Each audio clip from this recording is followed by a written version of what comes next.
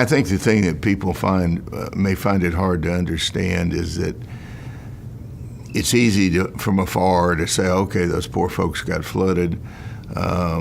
Took them 2 or 3 weeks to get back on their feet and business back in operation.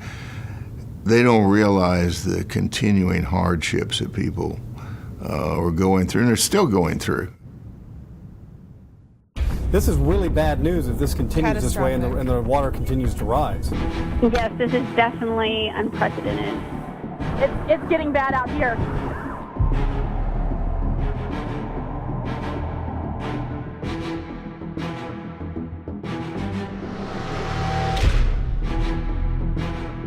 The primary goal was survival, and it's beyond words, to be quite honest with you, to see this. This is a flood of epic proportions.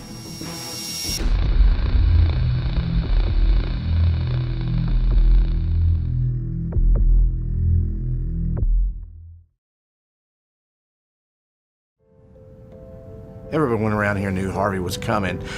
No one knew really what it was going to do. If you watched it, there's all the lines and the graphs of where it could go, and so you're watching news.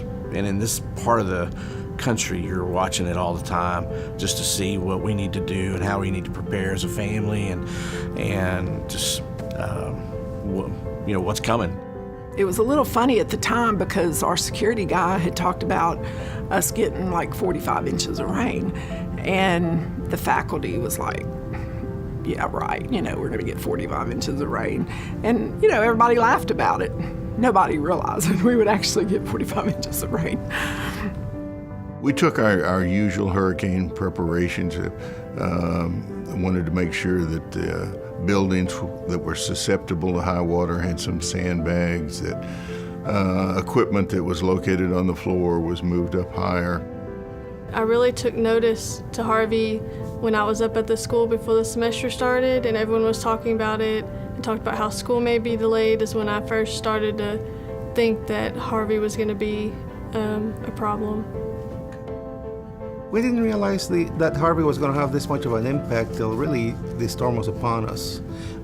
Even the night of the storm, I was still wondering whether to evacuate or not. I left mostly because one of my wife's friends was nervous about her house, and we just were going to go spend the night, so we threw two suits of clothing in a suitcase and went to her house, and before we knew it, we couldn't get back home. So it was so below us on the map, we really didn't pay much attention to it, my husband and I, until it started bouncing back and forth.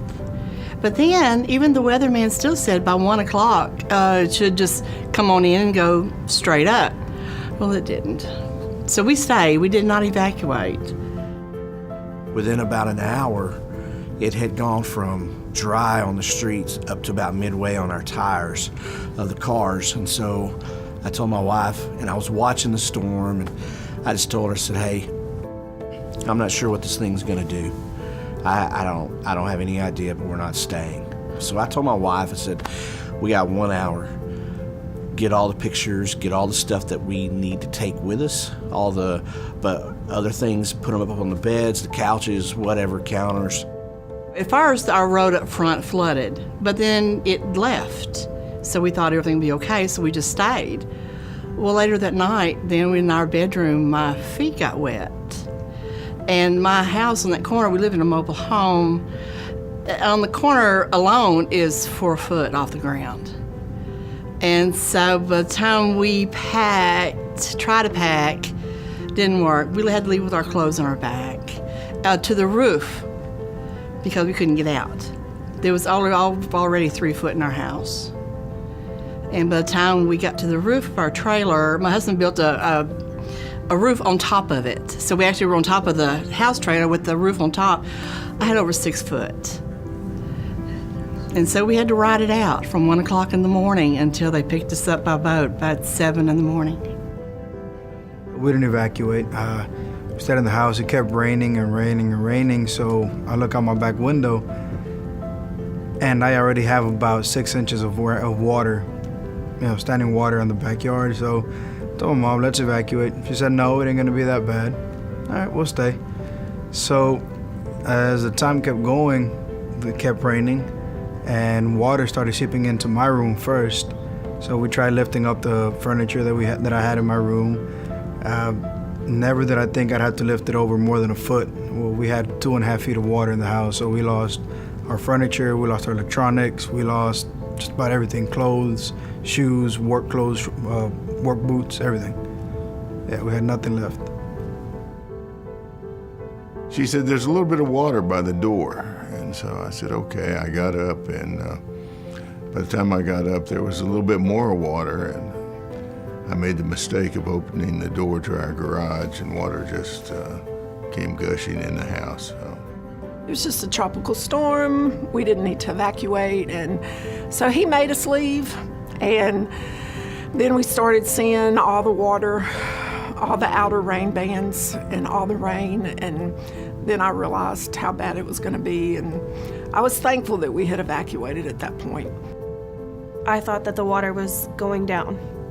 Like, nothing happened to our house yet, so I just assumed that it was going away. But that night, water started coming into our house, and it kept coming in and kept coming in, and my family and I were on the roof of our house before the Texas Rangers pulled us out. We had 8 feet of water. We were hoping to be back home in a day or two, and then before we knew it, we had been gone for 5 or 6 days, and our house was still under about 2.5 to 3 feet of water. I've never seen anything like it. Our whole town was underwater, whole town. The city of Orange had been told that 82% of Orange County had some level of water at the height of the storm.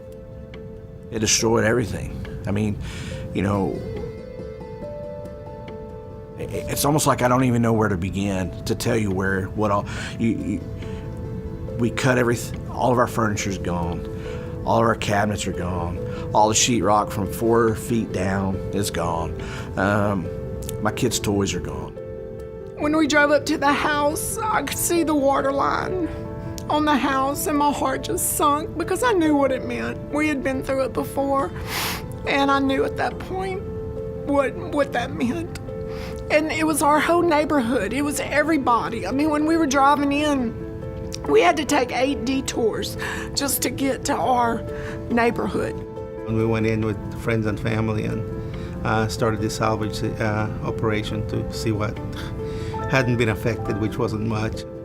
By the time we were done gutting our home, we literally could not see our street. From all the furniture, from all the sheetrock, the insulation, the flooring, just everything, I mean, would be 12 feet high.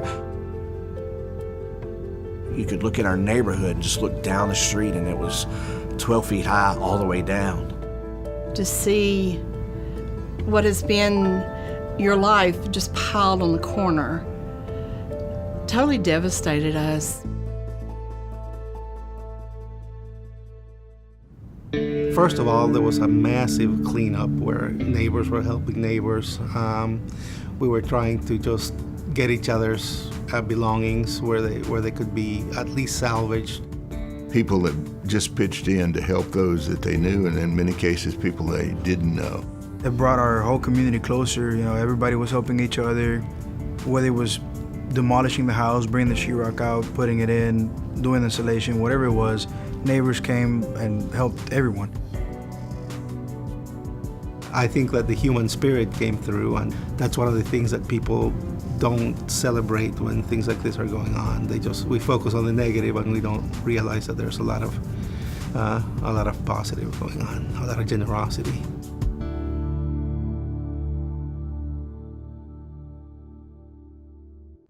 The college itself physically was not affected very much, so Lamar had minimal damage, but when we got back, we couldn't start classes, mostly because our students weren't ready to start classes. You could just see the look on the students' faces. I mean, they were living in tents, they were living in their cars, they were living in sheds. I mean, it was just heartbreaking to see what the students were going through. So we wanted to try to make sure that students had an opportunity to take care of their business, then, at the same time, we wanted to start school as quickly as possible so that we could stay on the academic calendar, try to have graduation in December as we had scheduled. A lot of people were counting on that, and I thought that that would provide a sense of normalcy. Coming to Lamar Orange, coming back, it was an escape from my house, from cleaning up, from demolition, from construction. We have to tear our house down, so coming to Lamar Orange just provided me with so much comfort. We have worked with them, we've been understanding with them, we listen to them, and we try to help them the best we can to find help that they may need, or just, like I said, just to sit and listen to the students. We were here for them. I wanted to see those students succeed. I wanted to see them come back, no matter how bad their home life was. Because these students had lost books, they had lost clothes, they had lost vehicles, they didn't have a way to get to campus. I mean, it was heartbreaking. Students were ready to start their semester, and so they had already purchased books, they had already made their plans, they had everything ready to get started. Now, when we got back from the storm, many of them had lost all their books. That could be $500, $600, $700 worth of textbooks gone overnight. We did a large volume of textbook loans and textbook scholarships to try to get them back. They helped me with the books, which was a major expense that I didn't have to do on my part. Lamar Orange has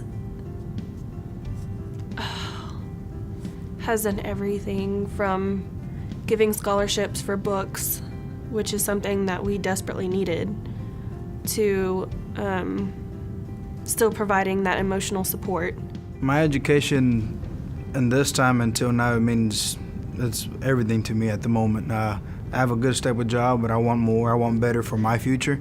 So during this hurricane, my education was always in the back of my mind. All right, after this, how am I gonna go back? To me, it was very important to stay in school because I knew that if I stopped, it would be harder for me to get back going.